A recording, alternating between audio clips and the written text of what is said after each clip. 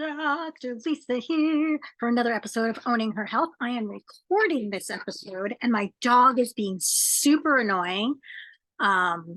He keeps wanting to go in and out, in and out, in and out here on the balcony. And I've tried to record this a little while.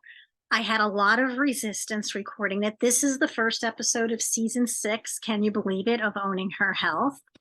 And my sound quality, I realize, needs to be bumped up, so I may have to repeat.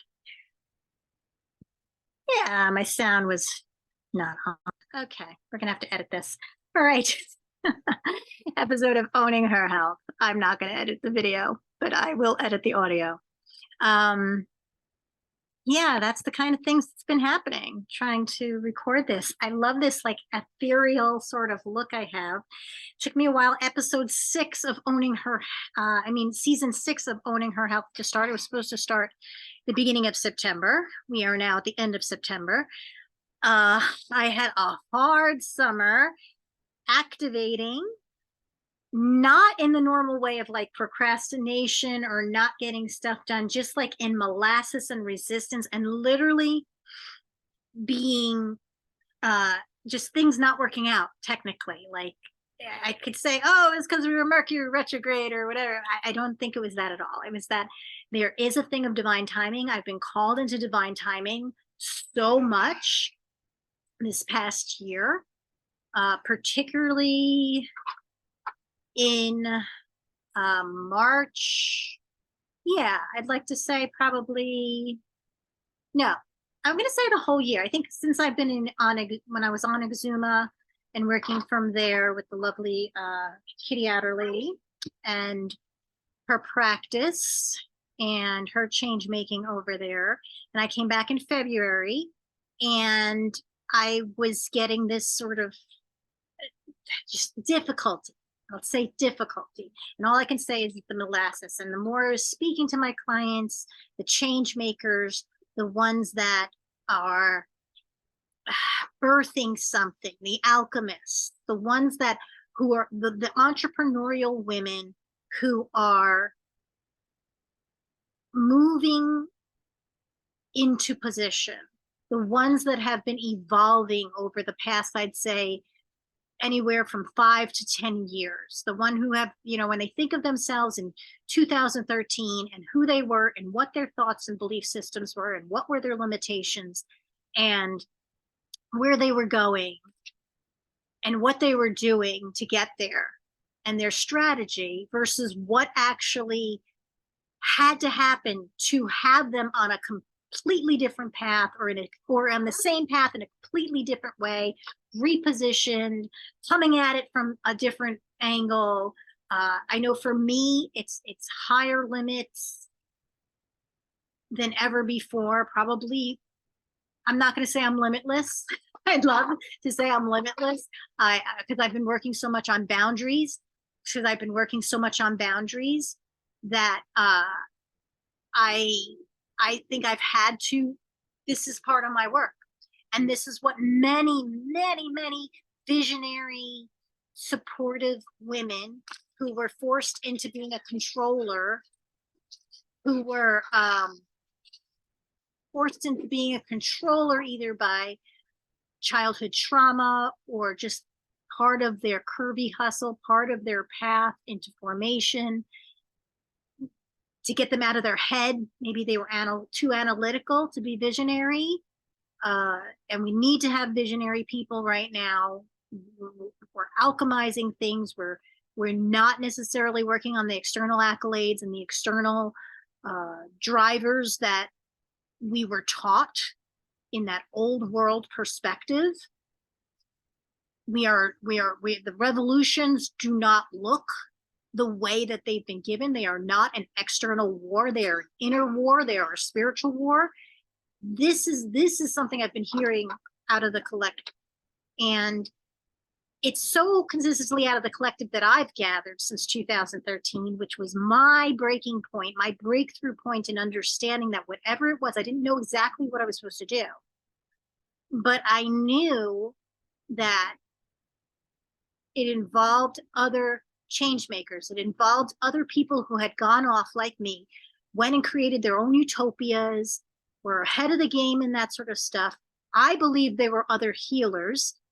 What I've come to learn, especially since the pandemic, is that anyone who is coming out of their own flipping of their own pain, moving that into their own personal healing, and then moving that into a social healing, is as much of a medicine woman as anyone who's been treating and caring for and coaching the physical body and the mental body and the spiritual body out.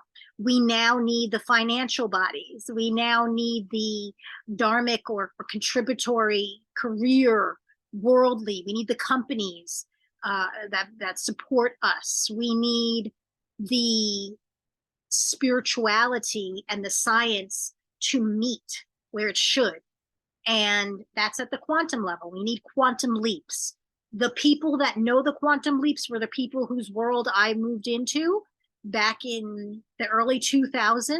And as I came out of traditional healing, traditional rehab, and became holistic, and that a lot of that was for me. And if you were to speak to a lot of healers, a lot of people coming out of healthcare, especially those that came out of that first wave in the early, late 90s, early 2000s, that began forming their own entrepreneurial journeys as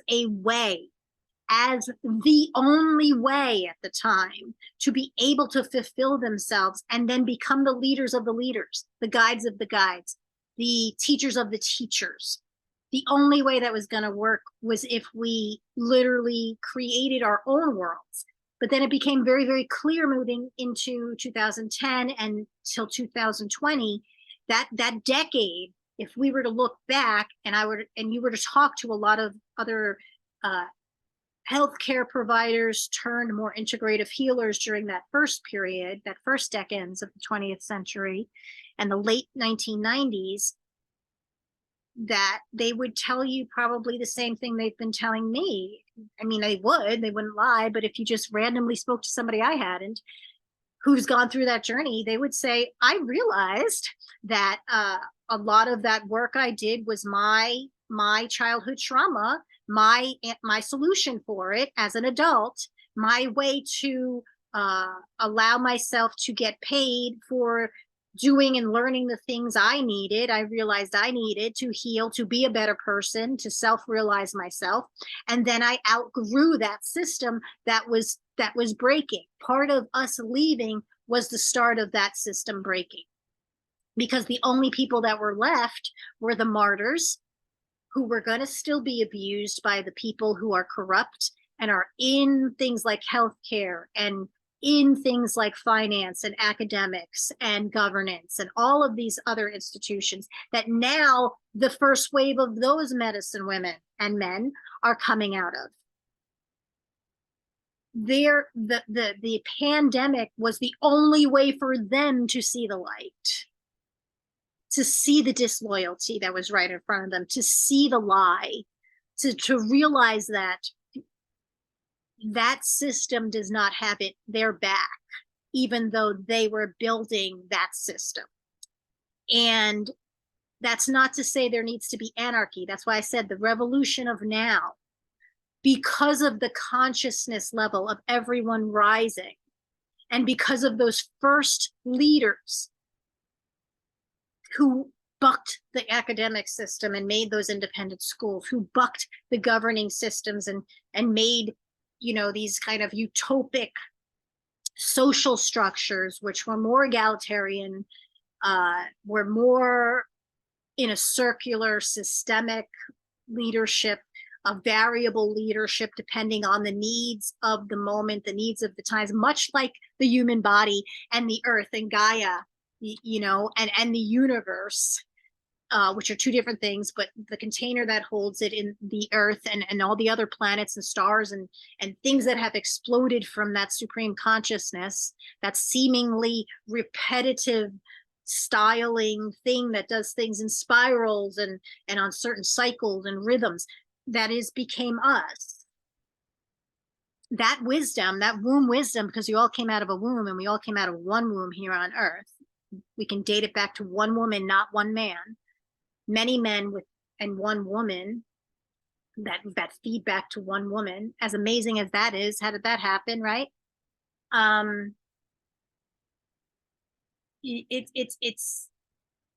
It's just too much coincidence at this time for the science and the spirituality to not meet.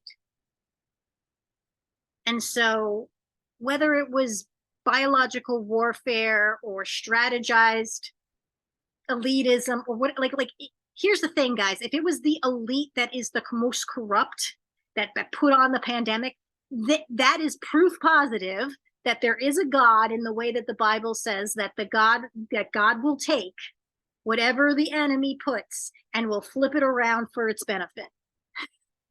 That will take whatever pain and suffering has attempted to be inflicted and literally use that same thing to do 10 times more good.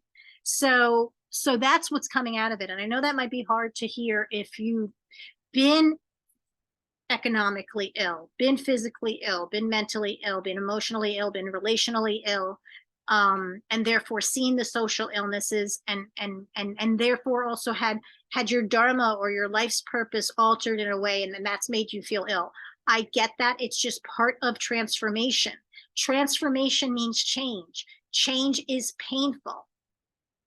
The suffering that must go on is more about holding on to the old systems and the old ways of doing things and working in a way of revolution that is competitive and adversarial than it is in working in what I'm saying we've been trying to birth, that we have been birthing, that we've been incubating and growing and nurturing and birthing, which is this new earth, this new way of living. I hope we survive through the birthing process. Not every mother makes it through the birth of her child. Not every child makes it through the birthing mother's best efforts. And the fact we have such a problem with that here on earth right now, and the maternal health stats are so horrible. It's just 2020 to 2023 and ongoing right now. I think there's going to be my guides, my God, my angels, I don't know who or whatever, but there's this knowingness. It's always been about 2025. 2023 was a shift I was going to need to get to when my life fell apart, my towers came down abruptly to reposition myself and put me where I had been running. I was like Jonah and the whale since about 2013, 2012, probably. I could even think back to 2010 when I should have taken my training with Sri Dharma Mitra in Puerto Rico. I just, always an excuse. The enemy will go and make you very busy with good things rather than make you do bad things. That's what you have to understand. And I was very doing good things, but they weren't the right things. And I've heard this story over and over. And 2020 to 2023 so far has been truth telling, has been confirming to me my 2010 to 2020 confirmations and revelations. And it feels like I've always been sort of told, 2023 was going to be where I needed to get to then sort of see the world was going to, where I was going to be in position to start bringing forth really what that last decade brought to me, for what maybe the next decade is for the rest of the collective. Particularly tough the next couple of years. 2023 to 2025 is where it has just come upon me to just get so serious with the leadership development aspect. It's not that I never did this. It's that I only did it for people who needed to own their health, own their own conversations to get that health, own their careers so that they can have that fulfillment, to get those relationships, to get that leadership satisfied, to get that health. Like it was in a very much realm of the woman herself, of the person herself. And then it moved on over the past few years where I started developing Mind Body Brand Academy. And in literally as I birthed Mind Body Brand Academy, as it came through me from what I had been doing and talking one-on-one and launching over like 200 women privately, the year or so before that, that course came out in January 2018. That was the same time my tower, my God, was redirecting me drastically to where I would need to be to give me the vision that would then bring me through to the next cycle. And I think there's so many people that are now going through that process of, you know, that towering realization, being put in a place where they no longer have money as their God deciding what they do and giving them the logic to do, the attachment that, you know, that they're going to die for that job to get that money. They're going to die for that partner to get that love. They're going to die for those children to get that attachment need and desire to be needed, fulfilled. And they're going to just need to either, and they've decided, they've either decided not to have it be transformational to them, to remain in their victimhood, and they are no longer on the arc with me. And those of the people that listen to me in any way that I have any sort of audience for, who use anything I say to inspire themselves, to educate themselves, to connect themselves, to progress themselves, and to take action, they're not even in my sphere. I used to want to have something for everyone. I have literally been told since November of last year, you no longer have the capacity to do that. And live healthy, live wealthy, live with the support and networks and people you need for this work, which is the work given by me. Not me, the big G. And I, again, you know, like, oh man, being told the biggest work I've had to do for the past year has been getting comfortable. My new leap into leadership was not only investing. I invested the most I had ever invested in me before I even started this year. I had invested already about $20,000 into me and my growth and my coaching and like, you know, coaching of me and mindset things and like things I needed to do before the year even started, before January 1st came. Q4 last year. There are things I did without a parachute, jumping without a parachute, that as much as I talked about it and could do that before, I never jumped more than like a few feet. You understand? This was like, no, you're jumping out of a plane without a parachute. Or maybe that's kind of where it's put me. That's probably where I am now. Before I was maybe jumping off of like, I don't know, maybe like 20 feet up where I can maybe get broken, but probably won't die through it. You know? Now I'm jumping out of freaking airplanes without a parachute. With ultimate surrender, which was also a word that came to me through my book, Writing Goddess Wisdom 101. That's available on Amazon if you want to go get it. It's not the best rendition. I'm going to update it, but I needed to do that. I needed to do that in the last 90 days. I needed to prove to myself that I was going to close off 2020 through 2022, starting to publish the tremendous amount of works that I have written. I'm going to start sharing that. I started a Substack this year, tested that platform out. I'm going to go back to it. The Curvy Hustler is being reborn. She was the vibe back in the day. If you have been with me, 2018 to 2019 or so, I did that kind of digital quarterly magazine-like thing. She's coming back. The vibe's coming back when I was with the Goddess Wisdom Mastermind, which then became the Goddess Wisdom Mastermind, but then became the Curvy Hustle Society.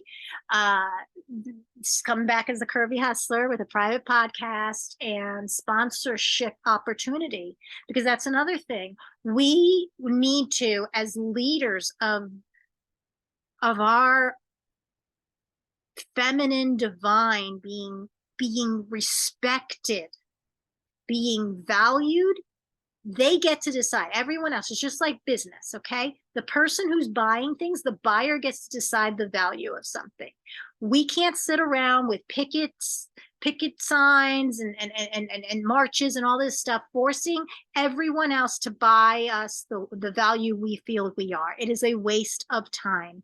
They have the freedom, just like it's not our job to prove our value. Okay, not as a business, not as an entrepreneur, not as a woman, not as a human being, not as a child, not as an adult. Okay, not as a worker or anybody. It is not, that's not our job. The person gets to decide our value. That's just it. They get to decide our value. That's their opinion. You get to decide whether or not they are right or wrong. That's fine. You get to decide the price. You get to decide the price. I was just listening to an entrepreneur. I was listening to the guy who created Founder. What's his name? I can never remember people's names. It's a really bad thing that I have. I see them. I feel their energy. I connect with people's energy. I completely respect their essence. And it's like their outsideness. Like I can see them, but like I'm not really seeing them that way. It's like when I was a physical therapist and I would be like, I'd tell my patients that too. I would say, I'm right now looking at your ACL intersect, connecting into your tibia, your bottom bone of your leg. And I'm sort of like looking at that with what I understand it should be at like this 8 weeks into healing. And as I'm doing this modality or I'm doing this therapy or I'm doing this exercise, like that's how I'm seeing you, muscles, bones, and whatever. When somebody would come in and say, I'm sorry, I didn't shave my legs. I was like, until you said that, I didn't even look at that because I was becoming an x-ray. That is how I see things. That is like somewhat of being able to be in other people. That's how I dance. That's how I learned dance as a dancer when I was younger. That's how I accelerated in that and always was with the older kids and the more advanced people physically, because I would be able to get into their energy field and like feel the steps the teacher was teaching. That's just who I am. It's a little bit scary, but that's why I don't necessarily worry about names, but I do understand names are important because that's the connection people make with the physicality. My name is Lisette. That's why I've gone on to that, even though my stage name is Dr. Lisa and I've been sort of gone through life as Lisa. My given name is Lisette. It is a regal name. It is a form of Elizabeth. That is a queen's name. And I did myself a disservice not using it. I did myself a disservice by whitewashing myself. My parents did, thinking they're protecting me as a brown girl in a very white town. A lot of Puerto Rican parents did that when they came to the mainland. And so there's no more time to not share these wisdoms. There's no more times the things I'm saying through this, the things that's coming through this. You got to be fast. You got to connect the dots. You've got to realize how everything I'm saying about my path and getting here, and even the difficulty to getting this out, and the divine timing to get this out. It would have been a waste of time probably for me to put this out early in September because of where everyone's mindset was, where my mindset was.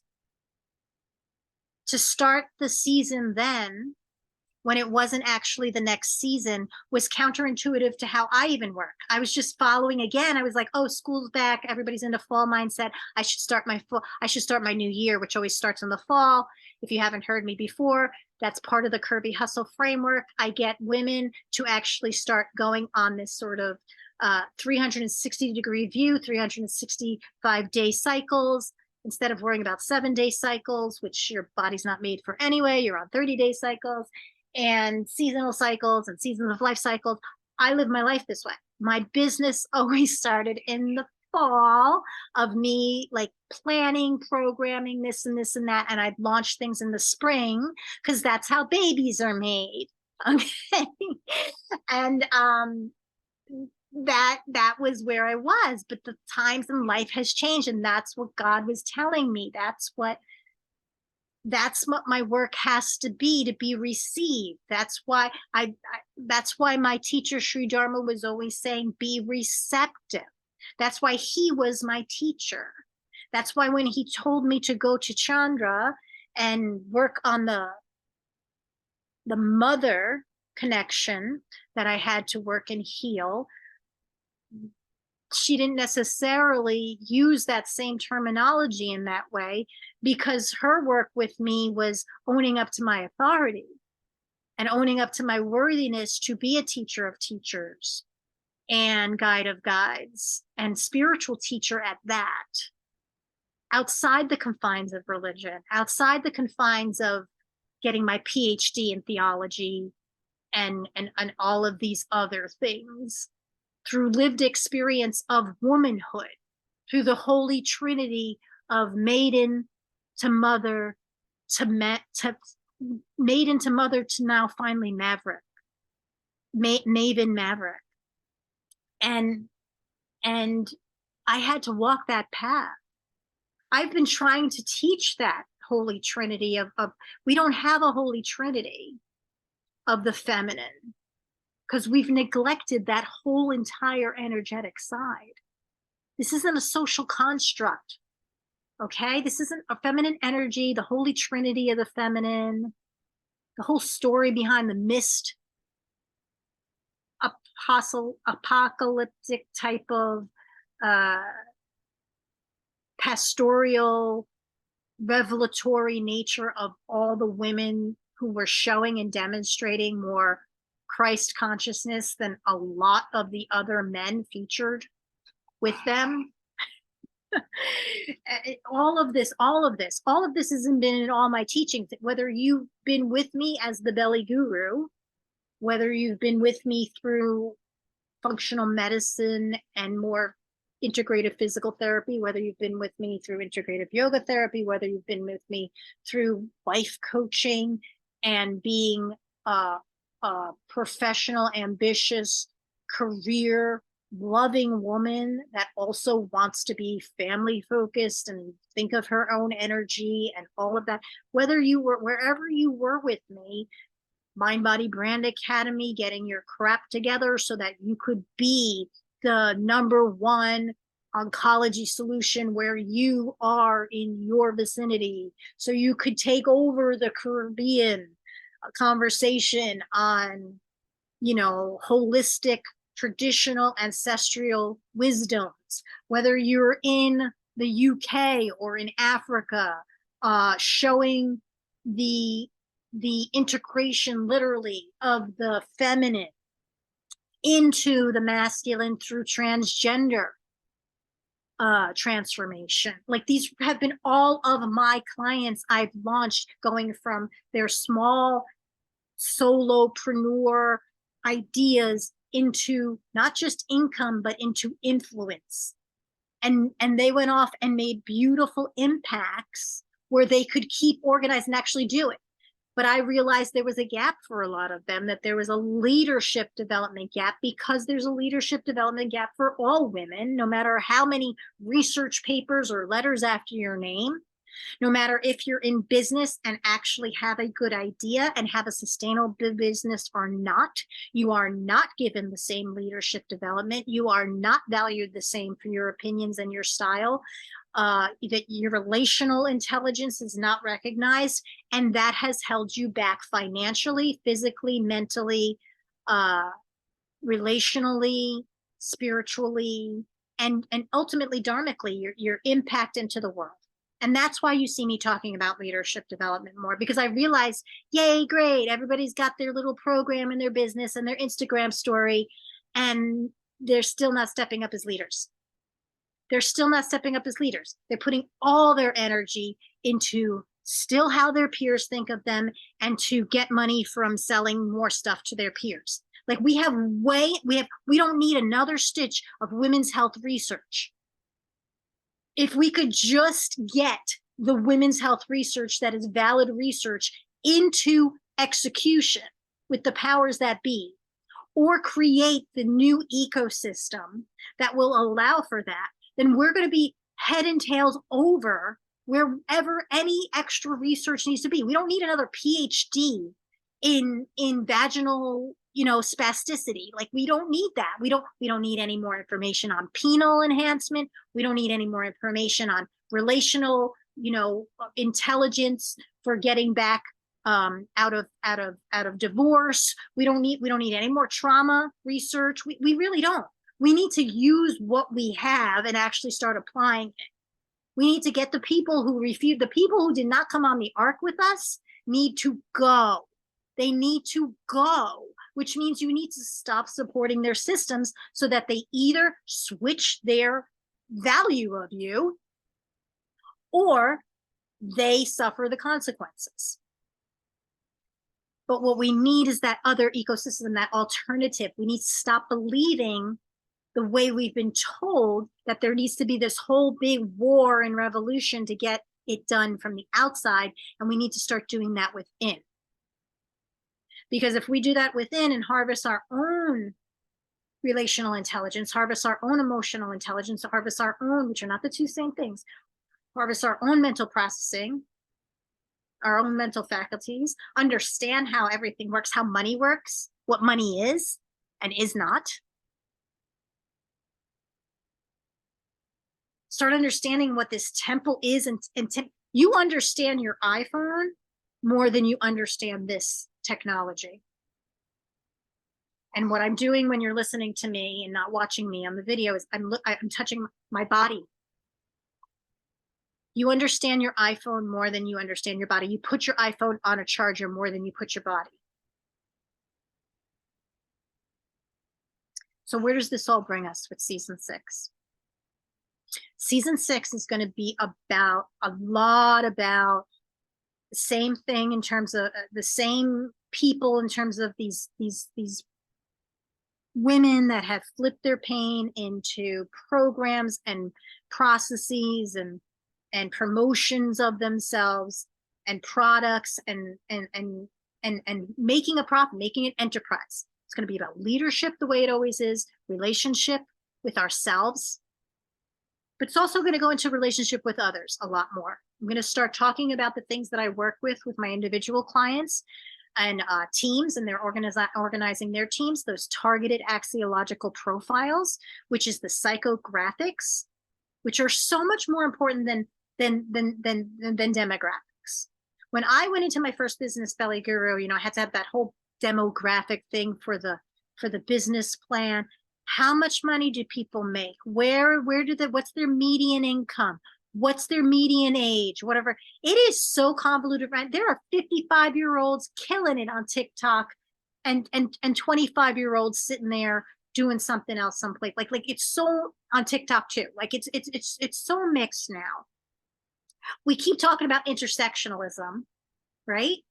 Which is great, but we keep getting it confused with sameness, which is wrong and not great. And so therefore we keep expecting everybody who gets the same title to not have to worry about equity gaps, leadership gaps, bias gaps, as if it's an equal thing. I mean, it's such a mess. It's such a mess. We need all ages. We need all stages.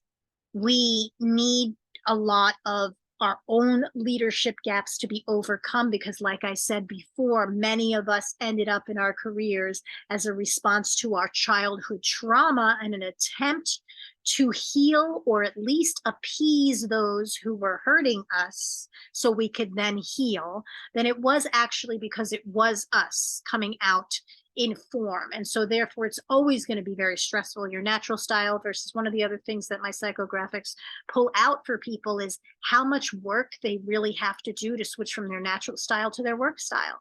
Like the woman I was talking to today, she does a lot of work to go to her work style, but she also feels most in control and dominant. And that is her personality, is to more lean towards dominance and control and this and that. And for whatever reason, that's the way she is, as opposed to being more of an influencer or more of a compliance and more of we're all of these things. But what comes out to live our life to the fullest and where we feel the most rooted and grounded, we want to know those psychographics about ourselves.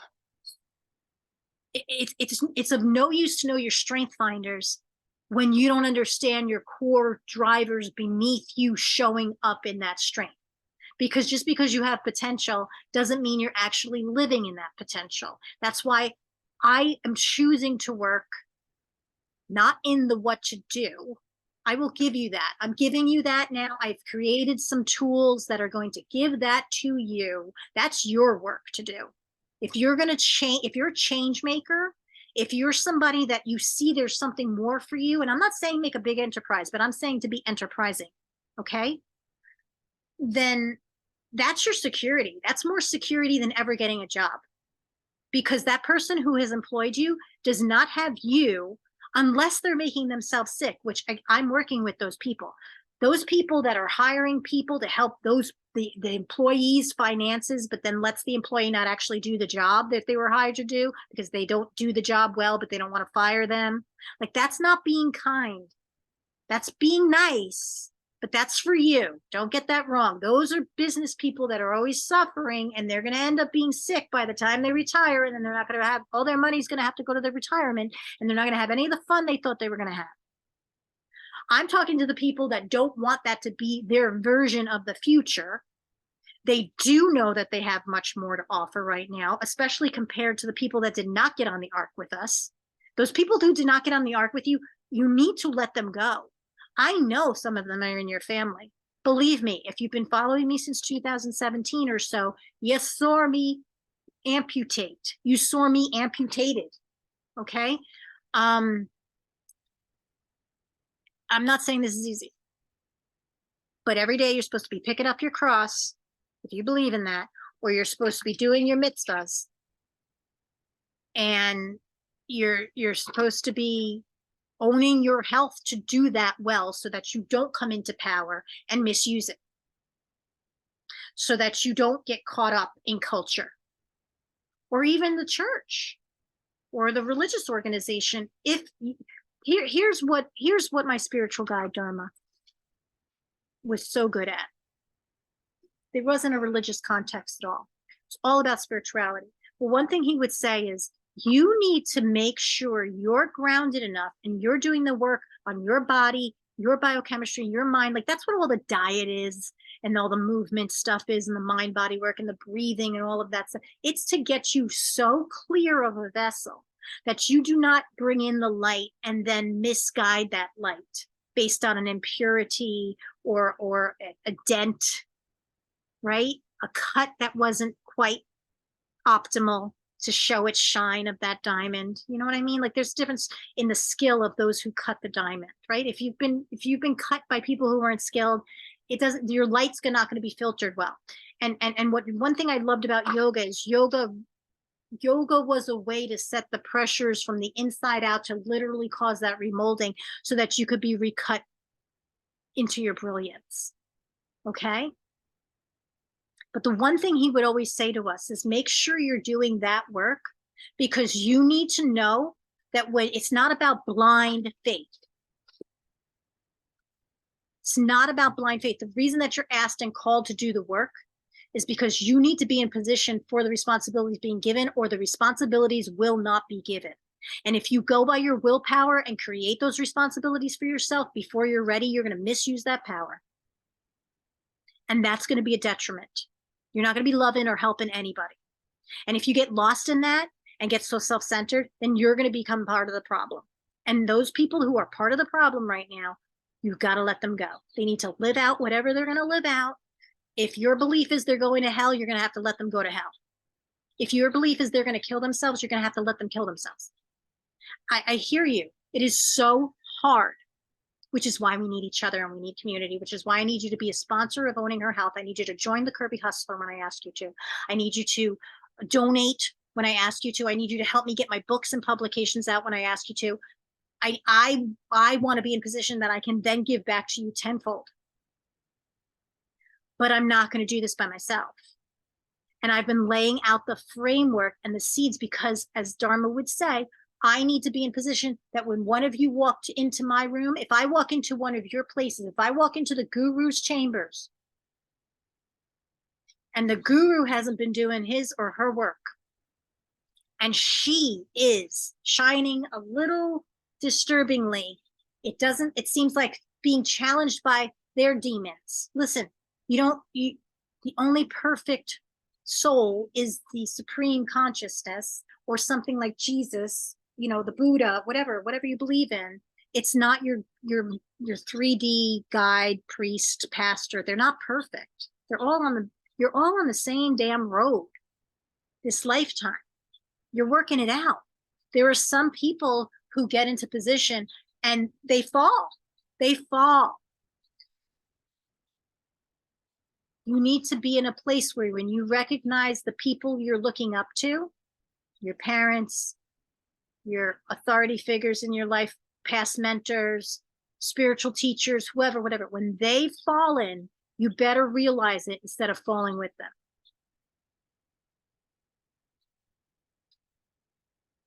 You don't jump into the water when you've been given the ark.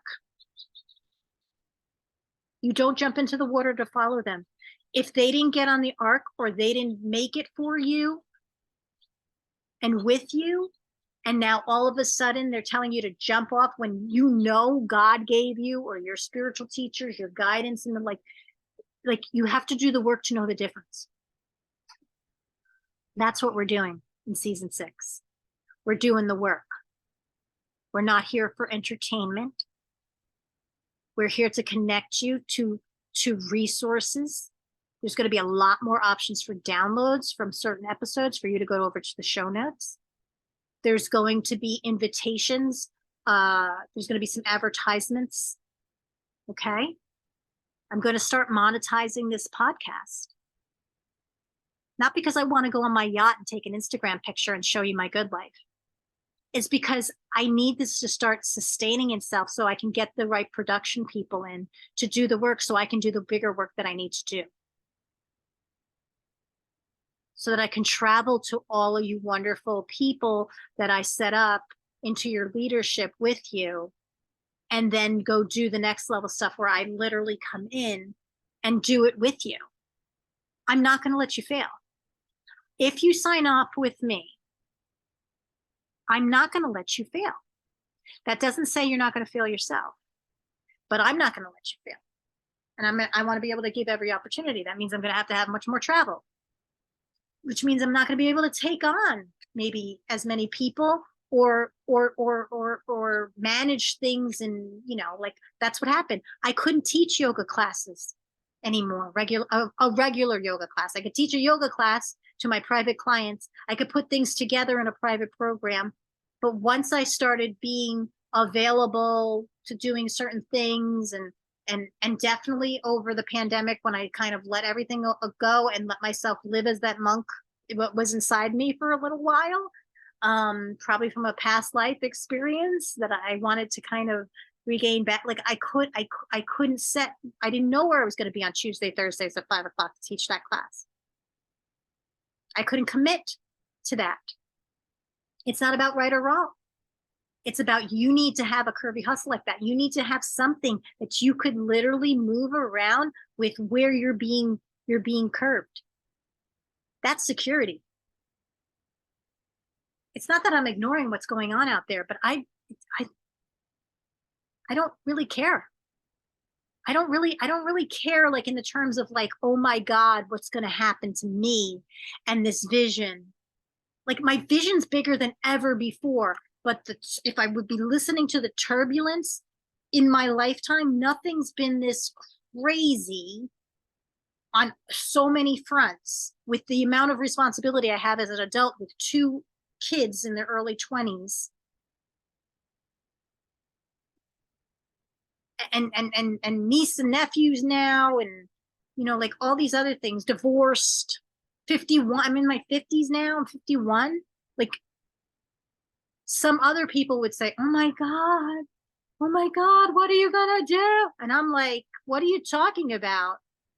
That first 45 years of my life was getting me to the point I always needed to be. I'm just such a damn stubborn soul. It took 45 years.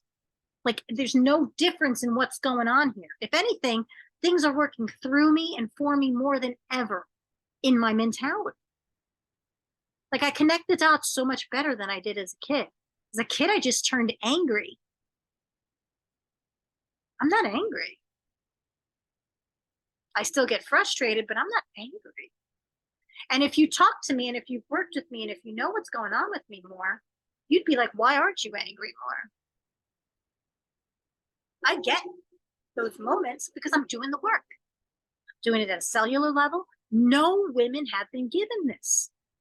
Everything you've been seeing about so throwing yourself in a tank, getting yourself up at 5 o'clock in the morning, doing your micros, doing your macros, doing it. It's all been about being a guy more. Okay. It's all been about how could we utilize what the warriors, what the primal man, what the most of our science is based on the male body, the male physiology. Adapted. You didn't even have science except for experimentation, like you were a science experiment, a non-human, until about the 1990s. And still places on this earth and still places here in America, I know, are still doing it because we have such horrible maternal health rates and we have such issues. So don't fool yourself. Don't fool yourself. Know what you're fighting for. Know what you're trying to hold on to. Stop just thinking about what you're supposed to be thinking about and actually think. And that's what Owning Her Health this season 6 is going to be about. Okay. So I thank you very much.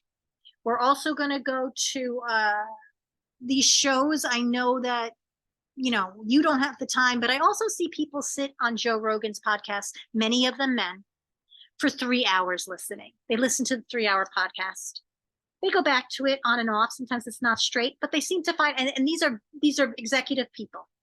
They listen to the Huberman Report and the science stuff. That's a 2-hour podcast. They listen to Lex Friedman over an hour. They listen to Jordan Peterson. They go and they pay for his private stuff to listen longer than the short little YouTubes that he edits so that he doesn't get censored.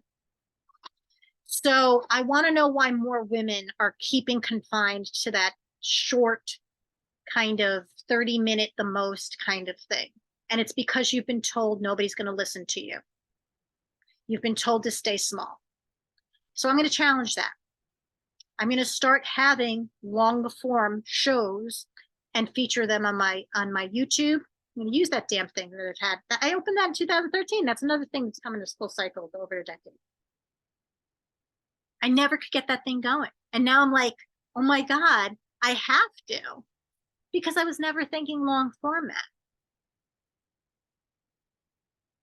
Because it wasn't the time to. The divine timing wasn't there. So again, I thank you so much for being here. These are some of the ideas and things we're going to do through season 6. I'm so excited to have you here at Owning Her Health. We're going to have another episode coming out this week with a wonderful woman, Janet Bruns, who is writing a beautiful book about becoming a mother and what she's learned through her culture, through her own pains, through her own walk through womanhood, maidenhood, motherhood. And she's younger than me, so she hasn't had to go through the mavenhood yet. But we had a really nice discussion, and I think you're going to really enjoy that, especially if you're somebody who struggled with that process of, like, you know, perfection, wanting to do so right, wanting to heal a lot of the wounds of your own childhood through being a different type of mother. No disrespect to your mother, but you should have learned some things, right? She should be learning through you. You give your mother the gift of being a grandmother, learning through you to, you know, heal her own motherhood experience. So that's what we're doing. I invite you to get the show notes. You could always send something to support at drlisahollandpt.com with any recommendations. If you'd like to pitch yourself, if you think you are a woman, a curvy hustler, or somebody owning her health and in the process turning her pain into passions and programs and processes and profits, I'd love to speak to you and see if we do have a show. So thank you very much, and we'll see you next time on Own Her Health.